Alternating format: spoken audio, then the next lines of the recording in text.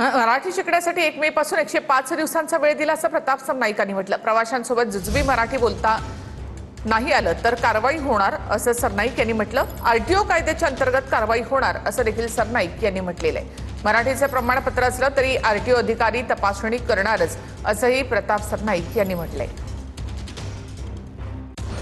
1 मे ते 15 ऑगस्ट म्हणजे महाराष्ट्र दिनापासून स्वतंत्रता दिवसापर्यंत जवळजवळ 105 दिवसाचा हा कालावधी आम्ही ह्या अमराठी रिक्षा टॅक्सी चालकांना दिला होता आणि त्या माध्यमातून राज्यामध्ये सुमारे 1,35,000 आमच्याकडे अर्ज प्राप्त झाले मराठी शिकण्यासाठी।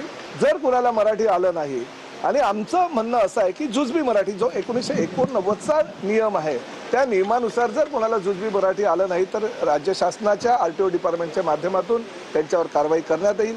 परंतु प्रमाणपत्र मिळालं आणि प्रमाणपत्र दाखवलं म्हणजे काही मराठी आलं असं नाही।